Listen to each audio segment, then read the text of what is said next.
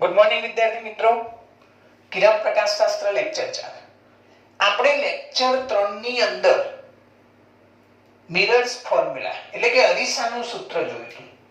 અરીસાના સૂત્રની અંદર આપણે આવું સાબિત કર્યું હતું 1/u + 1/v = 1/n. ઓકે, અને આપણે પ્રતિબિંબ કઈ રીતે મેળવવું એ પણ જોયું. દાખલા તરીકે હું અંતર્ગોળ અરીસા માટે લઉં,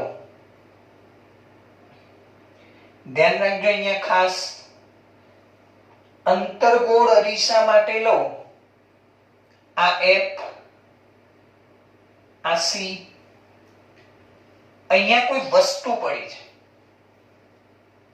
તો આ વસ્તુનું પ્રતિબિંબ મેળવવા માટે મેં તમને સમજાવ્યું 3 કિરણની મદદથી તમે આનું પ્રતિબિંબ મેળવી શકો.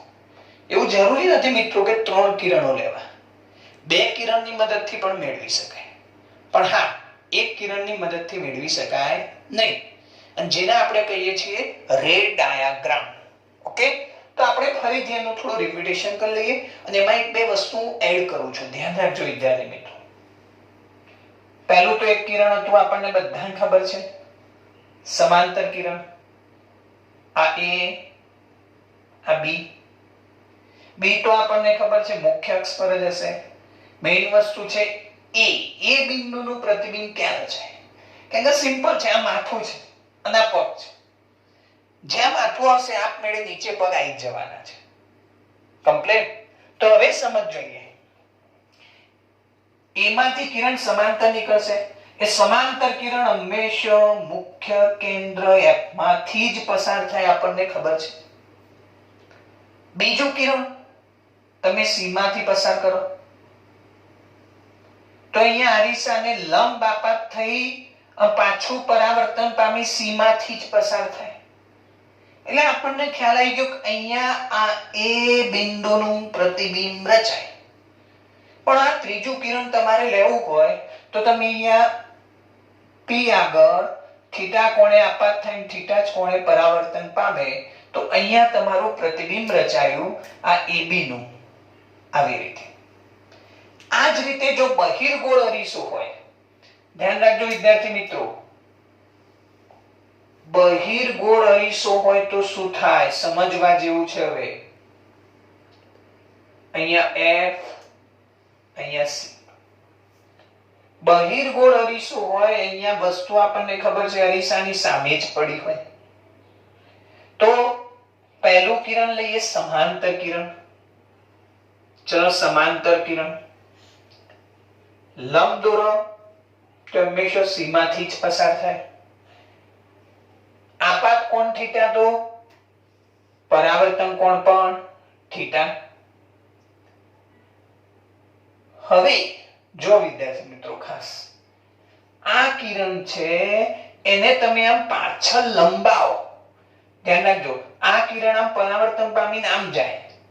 બીજું કિરણ દાખલા તરીકે અહીંયા હું આમ લઉં, જે લંબ આપાત થાય તો એ લંબ આપાત થાય તો એમના એમ પાછું આવે એમ. ફરીથી બીજું કિરણ આમ અરીસાને લંબ આપાત થાય તો આપણને ખબર છે એના એક દિશામાં પાછું આવે. તો આ કિરણ ના આ કિરણ ક્યાંય મળતા નથી. ફરીથી આ કિરણ લંબ આપાત થાય તો એના એ દિશામાં પાછું આવે. બીજું કિરણ સમાંતર આપાત થાય તો પરાવર્તન પામીને થીટા કોણે આમ જાય. જેમ અહીંયા બે કિરણો મળતા હતા એમ અહીંયા બે કિરણો મળતા નથી. તો એનો અર્થ કે પ્રતિબિંબ રચાતું નથી. પણ આપણે પ્રતિબિંબ જોવું હોય તો અહીંયા જુઓ, આ કિરણને પાછળ લંબાવવા, આપણને ખબર છે લંબ છે એટલે C માંથી પસાર થવાનું, તો આ કિરણને આમ પાછળ લંબાવ્યું. ક્લિયર?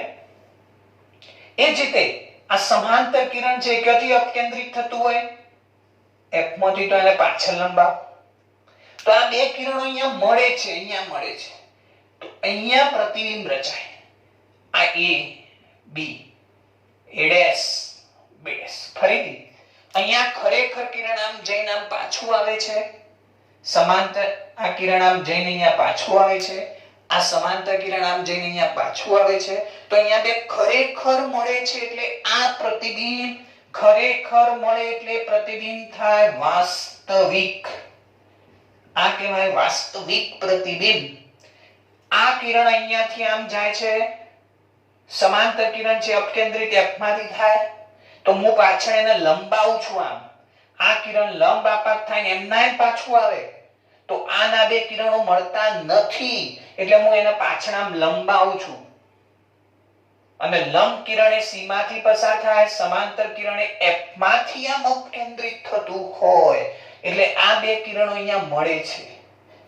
વાસ્તવમાં મળે છે તો ના, આપણે એમ પાછળ આમ લંબાઈએ છીએ, એટલે ભાસ કરીએ છીએ કે અહીંયાથી કિરણ ખરેખર આમ નીકળતું હશે, આ કિરણ અહીંયાથી નીકળતું હશે એવું આપણે ભાસ કરીએ છીએ.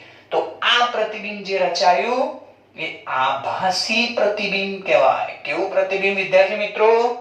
આભાસી પ્રતિબિંબ. આ વાસ્તવિક પ્રતિબિંબ. ખ્યાલ આવી ગયો? તો ફરીથી અંતર્ગોળ અરીસાના કારણે આ જે પ્રતિબિંબ મળે એ મુખ્ય અક્ષની નીચે મળે છે. જે કેવું પ્રતિબિંબ છે? વાસ્તવિક. કેમ વાસ્તવિક? કેમ વાસ્તવિક? કારણ કે ખરેખર કિરણો મળે છે. ધ્યાન રાખજો, 10મા સુધી તમે ગોખતા આવ્યા છો સાહેબ, અંતર્ગોળ અરીસો, પ્રતિબિંબ, વાસ્તવિક અને ઉલટું. પણ કેમ વાસ્તવિક? તો ખરેખર કિરણો મળે તો એ પ્રતિબિંબ વાસ્તવિક, અને જો કિરણ તમે પાછળ લંબાવન મળે તો પ્રતિબિંબ આભાસી.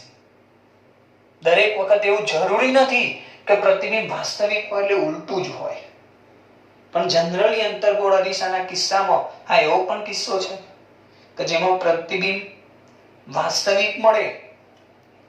સમજો અહીંયા, દરેક કિસ્સામાં આવું જરૂરી નથી, પણ 90% કિસ્સામાં આ વસ્તુ સાચી છે. તો ખાસ ધ્યાન રાખજો અહીંયા વિદ્યાર્થી મિત્રો, આ પ્રતિબિંબ વાસ્તવિક અને કેવું છે? ઉલટું પ્રતિબિંબ. કમ્પ્લીટ. આ પ્રતિબિંબ આભાસી અને ચત્તુ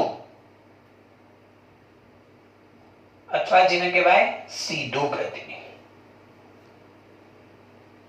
તો ખાસ સમજો, આ વસ્તુની ઊંચાઈ છે h, હાઇટ ઓફ ઓબ્જેક્ટ, પ્રતિબિંબ એટલે ઇમેજ, આ ho h. જો આ ઉપર એટલે આ ધન, આ ઋણ. ફરીથી આ ધન, આ નીચે છે એટલે આ ઋણ. આ બંને ધન છે, એટલે ખાલી મગજમાં બેસાડજો.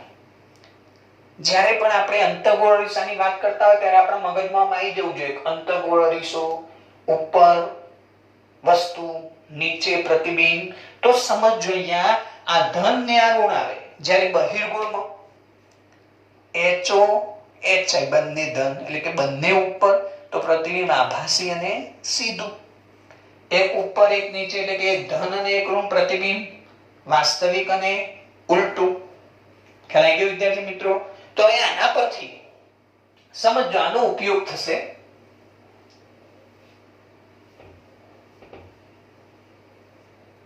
તો આપણે આગળ એક થિયરી લઈએ, મોટમણી એમ મેગ્નિફિકેશન. મોટમણી એટલે મેગ્નિફિકેશન. એની વ્યાખ્યા જોઈએ. પ્રતિબિંબની ઊંચાઈ h' અને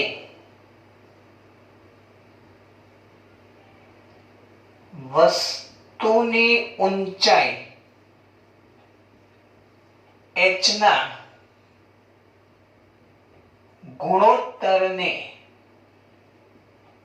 રેખીય મોટમણી, જેને ઇંગ્લિશમાં કહેવાય લિનિયર મેગ્નિફિકેશન, એમ કહે છે. ફરીથી પ્રતિબિંબની ઊંચાઈ h' અને વસ્તુની ઊંચાઈ h ના ગુણોત્તરને રેખીય મોટમણી એમ કહે છે. તો m બરાબર આપણું સૂત્ર બનશે h' upon h.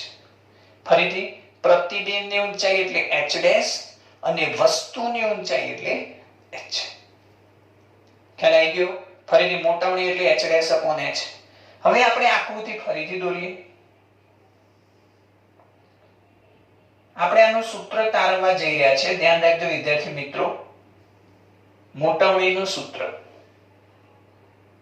અહીંયા છે f, અહીંયા છે c. જે વિદ્યાર્થી મિત્રોએ અરીસાનું સૂત્ર એ લેક્ચર ના જોયું હોય, એટલે કે આપણું લેક્ચર નંબર 3 ના જોયું હોય, એ પહેલા લેક્ચર નંબર 3 જોઈ લેજો. કેમ કે એનો જે નાનો ભાગ છે આની તારવણી, એટલે હું થોડું ઝડપથી લઈશ, ધ્યાન રાખજો. ફરીથી આ આપણી વસ્તુ છે a b. હવે સમજો, અહીંયા જે એક સમાંતર કિરણ નીકળે, ફરીથી આપણને આવડે જ છે બધાને. હવે આનું પ્રતિબિંબ કઈ રીતે રચાય? સમાંતર કિરણ એ મુખ્ય કેન્દ્ર f માંથી પસાર થાય. બીજું એક લંબ જાય અરીસાની સીમાથી, એ તો પાછું સીમા જ આવે. ત્રીજું p આગળ થીટા કોણે આપાત થાય, થીટા જ કોણે પરાવર્તન પામે. તો અહીંયા આપણું રચાશે પ્રતિબિંબ b ડેશ a ડેશ. તો આ થઈ વસ્તુની ઊંચાઈ h, પ્રતિબિંબની ઊંચાઈ hi, અથવા તો h ડેશ અને h. એટલે તમે અહીંયા લખી શકો વસ્તુની ઊંચાઈ h, h ડેશ. તો h એટલે વસ્તુની ઊંચાઈ, h ડેશ પ્રતિબિંબની ઊંચાઈ. તો હવે સમજો વિદ્યાર્થી મિત્રો ખાસ, હવે આપણે બે ત્રિકોણ લેવાના છે. કેટલા ત્રિકોણ? બે ત્રિકોણ. તો સમજો અહીંયા એક આ ત્રિકોણ મેં તમને યાદ હોય તો તમને મેં આવી રીતે કર્યું તો આ શું થાય? મગર. યાદ છે? મગર ત્રિકોણ. કોઈ તમને એમ પૂછે મિરર્સ ફોર્મ્યુલા એટલે કે અરીસાનું સૂત્ર કઈ રીતે સાબિત કરવાનું, તો તમને બે વસ્તુ યાદ આવે. પહેલા ડમરું, પછી મગર. બે ત્રિકોણ લો એટલે અરીસાનું સૂત્ર તમને મળી જાય. આવું પણ યાદ રાખી શકો કે ડમરું વગાડો એટલે મગર આવે, ડમરું વગાડો એટલે મગર આવે. તો હવે સમજો અહીંયા આપણે મગર ત્રિકોણ લેવાના છે. બોલો મગર ક્યાં બનતો હતો? યાદ છે? મગરનું મોઢું આમ કેવું હોય? તો આવી રીતે બને છે બે ત્રિકોણ. જો વિદ્યાર્થીઓ મિત્રો અહીંયા ખાસ આ તમારો h એટલે કે a b p, આ h dash b dash a dash p. તો આ બી ત્રિકોણ મળી ગયા. તો બોલો ત્રિકોણ કયો પહેલો? a dash b dash p અને ત્રિકોણ abp સમરૂપ ત્રિકોણ હોવાથી. ચલો, બે ત્રિકોણો સમરૂપ હોય તો સમરૂપતાનો ગુણધર્મ શું કહે છે? બહુ સિમ્પલ રીતે આપણે યાદ રાખીશું. પહેલો ત્રિકોણ, બીજો ત્રિકોણ. કઈ રીતે યાદ રાખીશું? બોલો વિદ્યાર્થી મિત્રો. ઊભું ભાગ્યા ઊભું ઇઝ ઇક્વલ્સ ટુ આડું ભાગ્યા આડું. તો બોલો આ બે ત્રિકોણ લઈ લઈએ આપણે. આ બે ત્રિકોણો એ આમ કરીને આ એક ત્રિકોણ, આ બીજો ત્રિકોણ. અહીંયા જોઈએ તો આ નાનો ત્રિકોણ, આ મોટો ત્રિકોણ. ઊભું ઊભું એટલે a ડેશ b ડેશ ભાગ્યા ઊભું એટલે બીજા ત્રિકોણની ઊભી બાજુ, ઊભી બાજુ એટલે ab બરાબર. આડું ભાગ્યા આડું, બીજા પહેલા ત્રિકોણની આડી બાજુ b ડેશ p અપોન મોટા ત્રિકોણની આડી બાજુ bp. ખ્યાલ આવી ગયો વિદ્યાર્થી મિત્રો? હવે a ડેશ b ડેશ, ચલો a ડેશ b ડેશ શું છે? h dash upon ab. બોલો ab એટલે h is equals to b dash p. હવે ધ્યાન રાખજો વિદ્યાર્થી મિત્રો ખાસ, તમે આવી રીતે સીધે સીધું લખશો તો તમને એક્ઝેક્ટ મૂલ્ય એટલે કે એક્ઝેક્ટ જે તમારું સૂત્ર છે મળશે નહીં. ઘણા વિદ્યાર્થીઓ આવી જ ભૂલ કરે છે. તો આપણે શું કરવાનું છે? આગળની થિયરી યાદ કરો, અરીસાનું સૂત્ર. આની અંદર આપણે સંજ્ઞા પદ્ધતિનો ઉપયોગ કરવાનો છે. તો દરેક થિયરીની અંદર ખાસ યાદ રાખજો કે ક્યાં સંજ્ઞા પદ્ધતિનો ઉપયોગ કરવો અને કઈ થિયરીમાં ના કરવો. તો સમજો, અહીંયા સંજ્ઞા પદ્ધતિનો આપણે ઉપયોગ કરીએ, શું મળશે? a dash b dash is equals to, બોલો, a dash b dash પ્રતિબિંબની ઊંચાઈ એટલે કે h dash, પણ નીચે છે એટલે મુખ્ય અક્ષની નીચેની ઊંચાઈ ઋણ લેવી, તો માઈનસ h dash. ચલો, ab મુખ્ય અક્ષની ઉપરની ઊંચાઈ ધન લેવી. ફરીથી b dash p આ પ્રતિબિંબનું અંતર છે, પ્રતિબિંબ અંતર v. એ જ રીતે વસ્તુ અંતર u. પણ બોલો, આ બંને ફરીથી વસ્તુમાંથી કિરણ આમ જાય છે પણ આની વિરુદ્ધ દિશામાં પાય છે એટલે ઋણ. અને મેં તમને કહ્યું જ હતું પહેલા કે વસ્તુ આ બાજુ મૂકો, પછી ત્યાં માર્ક્સ પદ્ધતિ, આ બાજુ ઋણ આ બાજુ ધન. તો બોલો, b dash p શું થશે? b dash p minus v. bp minus u. ખ્યાલ આવી ગયો વિદ્યાર્થી મિત્રો? ચલો કિંમતો મૂકો. બોલો શું થશે? minus h dash upon h is equals to minus v upon minus u. ચલો માઈનસ માઈનસ પ્લસ, તો minus h dash upon h is equals to v by u. હવે h dash upon h કરું તો minus v upon u. ફરીથી h dash upon h કરું તો minus v upon u. અને h dash upon h એટલે આપણી મોટાવણી. તો મોટાવણીનું આપણને સૂત્ર મળી ગયું, m is equals to minus v by u. શેના માટે? આ શું છે? અરીસો. તો અરીસા માટે મોટાવણીનું સૂત્ર, અરીસા માટે મોટાવણીનું સૂત્ર. ખ્યાલ આવી ગયો વિદ્યાર્થી મિત્રો? ખાસ તો અરીસા માટે મોટાવણીનું સૂત્ર m is equals to minus v by u. તમને ખબર હોય તો અરીસાનું આપણે સૂત્ર તારવ્યું હતું, એની અંદર પણ આપણે આ જ બે ત્રિકોણ લીધા હતા. એમાં બે સ્ટેપ હતા. એનું આ બીજું સ્ટેપ છે. બીજા સ્ટેપની અડધી થિયરી મીન્સ કે બીજું સ્ટેપ તમે લખો, મગર ત્રિકોણ લો એટલે તમને અરીસાની મોટાવણીનું સૂત્ર મળી જાય. હવે આપણે આ મોટાવણી પરથી બે ગુણની અંદર આ થિયરી પૂછાય કે અંતર્ગોળ અરીસા માટે મોટાવણીનું સૂત્ર તારવું, તો તમે આટલું લખી શકો છો. હવે આના પરથી પ્રતિબિંબનો પ્રકાર કઈ રીતે નક્કી કરવો? તમને આ ખ્યાલ આવી ગયો કે આ પ્રતિબિંબ કેવું? તો આનાથી આ ઉલટું છે કે નહીં? અને ખરેખર કિરણો મળે છે એટલે વાસ્તવિક. ફરીથી, ખરેખર કિરણો મળે એટલે વાસ્તવિક. તો બોલો, પ્રતિબિંબ વાસ્તવિક અને ઉલટું હવે કઈ રીતે નક્કી થાય? તો આપણે અહીંયા જોઈએ છીએ. ધ્યાન રાખજો વિદ્યાર્થી મિત્રો, આટલું નોટ ડાઉન કરી લો.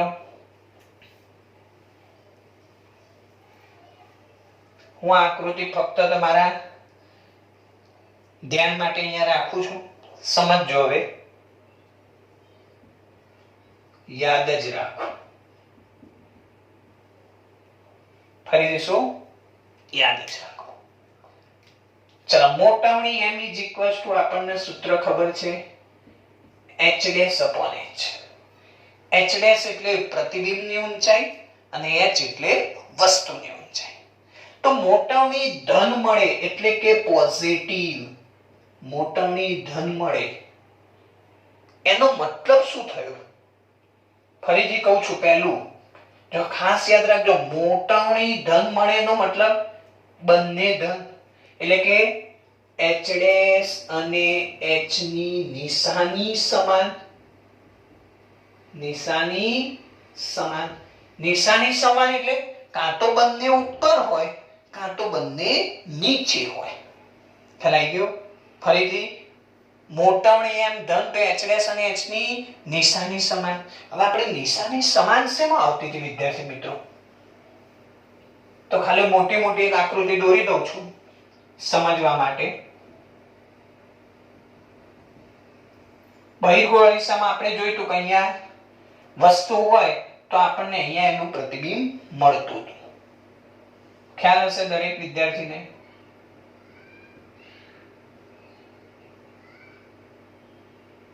સમજવા માટે ક્લિયર?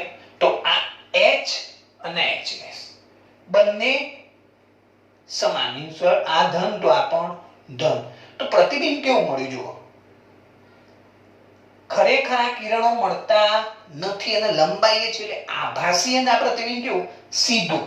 તો નોંધ યાદ રાખવાની, તો પ્રતિબિંબ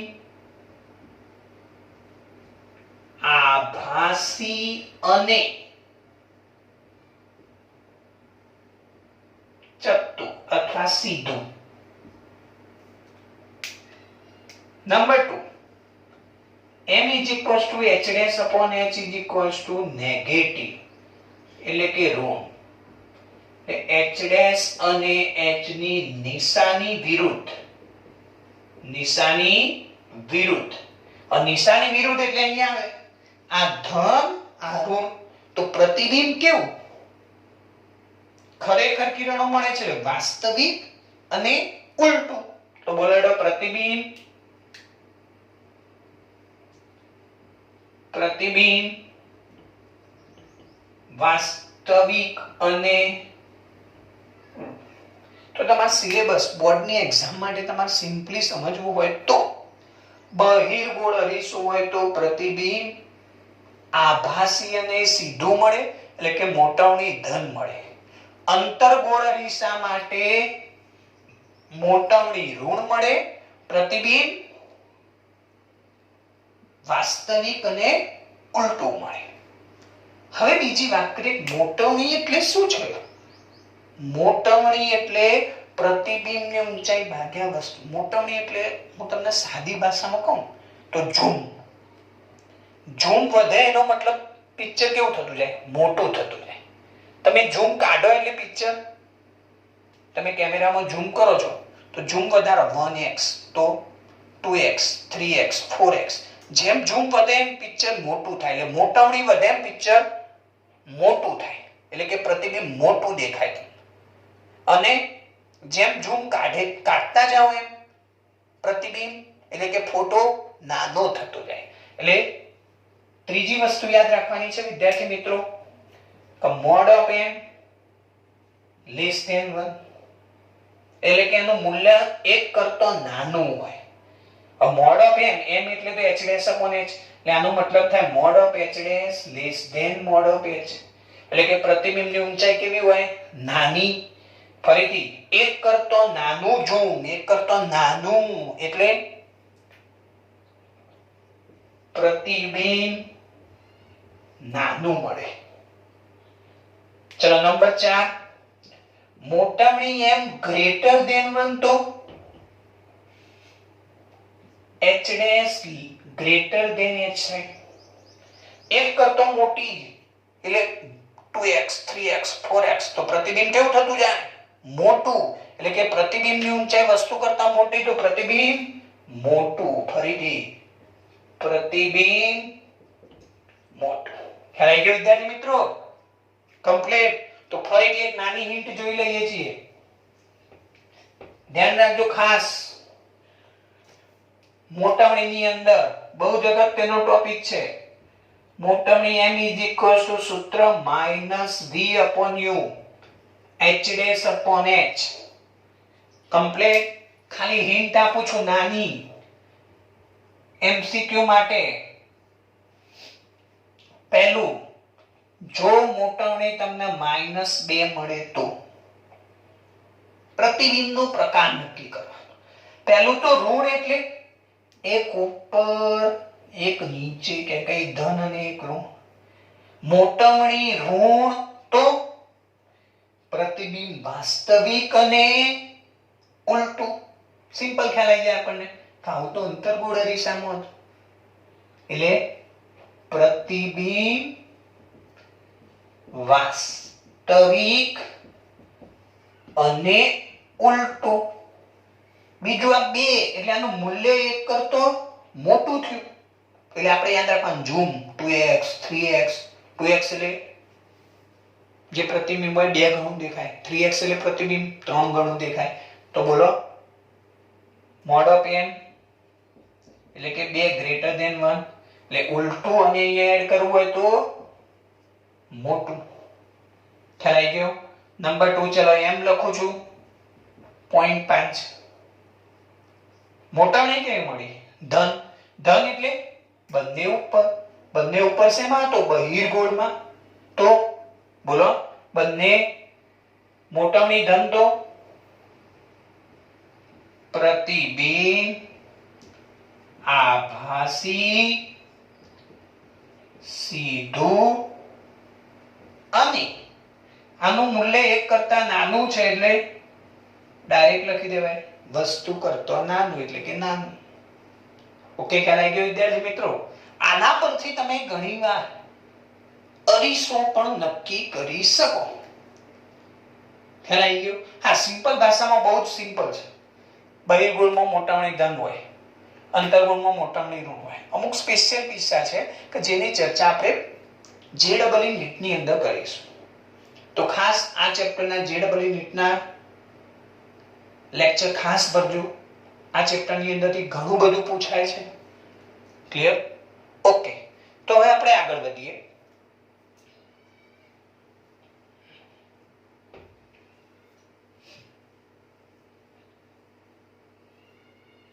આપણી ચોપડીની અંદર પહેલું એક ઉદાહરણ છે, ઉદાહરણ 1. એમાં એવું કહ્યું છે કે આ અંતર્ગોળ અરીસો છે. અંતર્ગોળ અરીસો.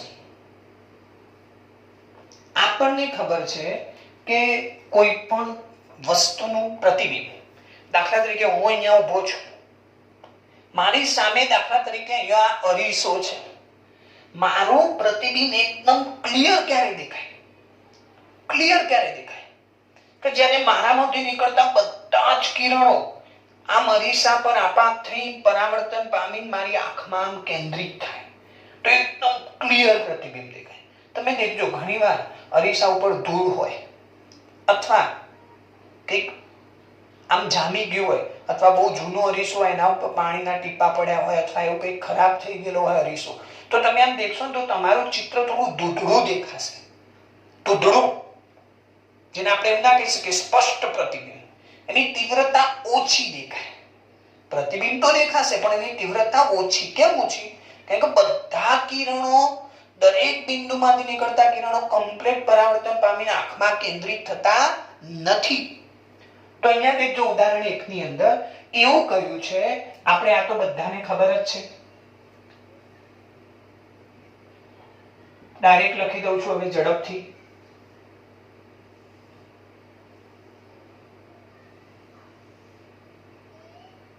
સમજો ખાસ. ઓકે, અહીંયા તમારું પ્રતિબિંબ રચાય પણ એવું કહેવામાં આવે કે આ નીચેનો ભાગ આ અપરાવર્તક કરી દેવામાં આવે. અહીંયા અપરાવર્તક એટલે શું થાય? તો અહીંયાથી જે કિરણો પરાવર્તન પામતા હતા એ બંધ થઈ ગયા. તો સાહેબ આ કિરણ હવે નથી જતું તો શું અહીંયા પ્રતિબિંબ નહીં રચાય? ના, પ્રતિબિંબ રચાશે. કારણ કે પ્રતિબિંબ રચવા માટે 2 કિરણો ભેગા થવા જરૂરી છે. તો આના કિરણ ભેગું થાય. એવી જ રીતે અહીંયા કોઈ ત્રીજું કિરણ હોય તો એ પણ અહીંયા ભેગું થાય. ઉપરથી કંઈક ચોથું કિરણ હોય તે પણ અહીંયા ભેગું થતું હશે. પણ આ નીચેથી જે કિરણો આમથી આમ ભેગા થતા હોય એ નહીં થાય તો પ્રતિબિંબની તીવ્રતા ઘટશે. પ્રતિબિંબની તીવ્રતા ઘટશે. પ્રતિબિંબ તો તમને મળશે જ. ખ્યાલ આવી ગયો વિદ્યાર્થી મિત્રો? સિમ્પલ ઉદાહરણ લઈ લેવાનું. આપણો કાચ ખરાબ થયેલો હોય તો આપણું પ્રતિબિંબ કેવું દેખાય? ઓકે, તો આગળ વધીએ હવે.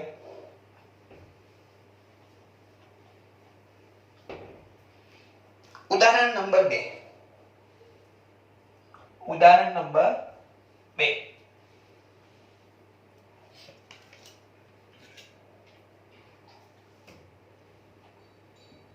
અંતર્ગોળ અરીસાની વક્રતા ત્રિજ્યા 15 સેન્ટીમીટર છે. અરીસાની સામે વસ્તુને પહેલું 10 સેન્ટીમીટર, બીજું મૂકતો પ્રતિબિંબના સ્થાન,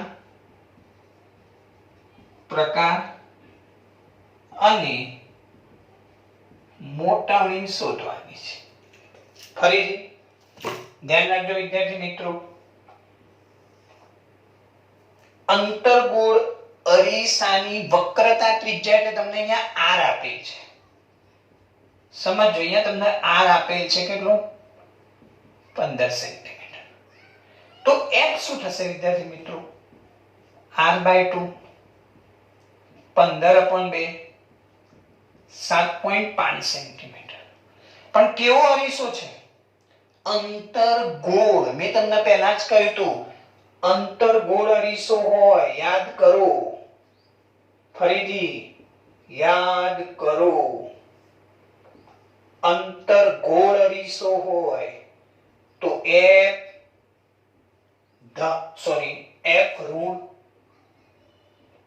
બહિર્ગોળ હોય તો f ધન. ફરીથી યાદ કરો, અંતર્ગોળ અરીસા માટે f ઋણ, બહિર્ગોળ હોય તો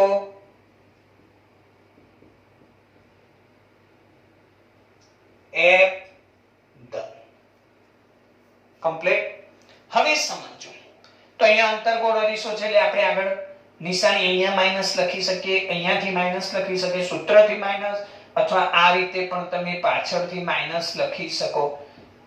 સમજવા માટે અંતર્ગોળ અરીસો, અરીસાની સામે વસ્તુ 10 સેન્ટીમીટર એટલે u તમને આપ્યું છે 10 સેન્ટીમીટર. હું અહીંયા લઈશ માઈનસ, કેમ કે અંતર્ગોળ અરીસો છે.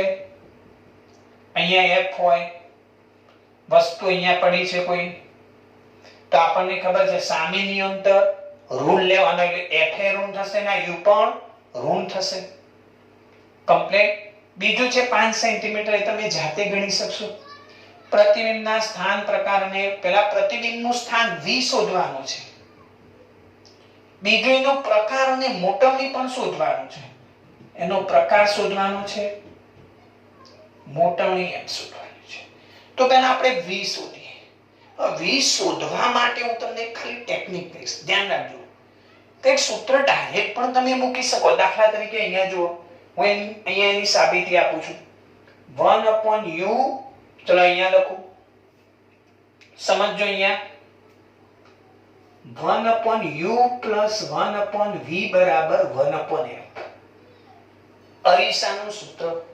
તો 1/v is equals to 1/f minus 1/u. તો 1/v is equals to u minus f/fu. ચોકડી ગુણાકાર આપણને બધાને આવડે. u minus f/fu.